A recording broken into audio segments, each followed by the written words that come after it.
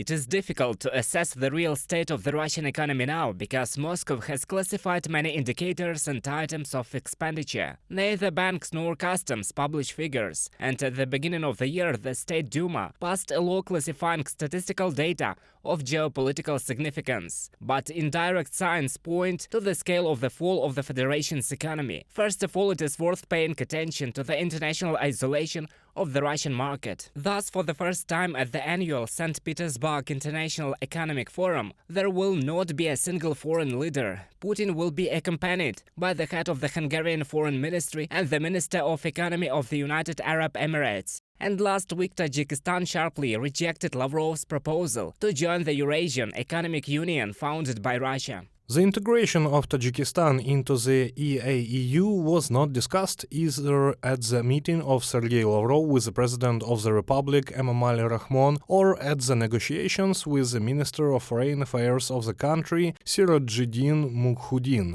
The issue of Tajikistan's accession to the EAEU is not on the agenda. Shohin Samadi, head of the Information and Press Department of the Ministry of Foreign Affairs of Tajikistan, in a comment for press. Another indicator of economic degradation is the flight of rich people from the country. According to Henley and Partners, $8.5 thousand millionaires left Russia last year, and this reflects the general trend of immigration of wealthy citizens. After all, work in a number of areas in Russia is blocked by both sanctions and the efforts of local authorities. This is especially noticeable in the IT sector. While some officials are shouting about the acute shortage of personnel, others are forbidding specialists who have left Russia to work from abroad, and they even say this.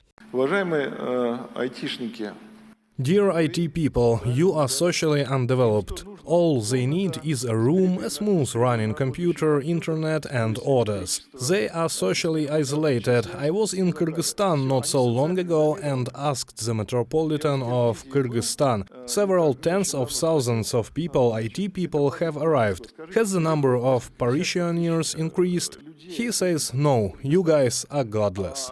Another indirect indicator is the investment climate. Doing business in Russia is becoming increasingly toxic. So the international giant, the manufacturer of sweets and snacks, Mondelez, was declared a corporate boycott by many logistics and advertising companies in the Nordic countries due to the fact that it did not leave Russia.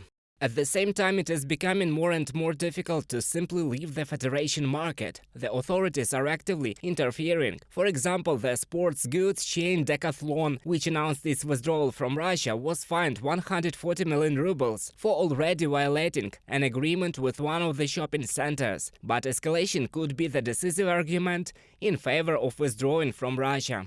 Everyone who is close to the war zone is living or thinking about it. These are long-term effects. Even with a favorable turn of events, people are unlikely to return quickly. Evgeny Gontmacher, economist and former government official, in a comment for Bloomberg.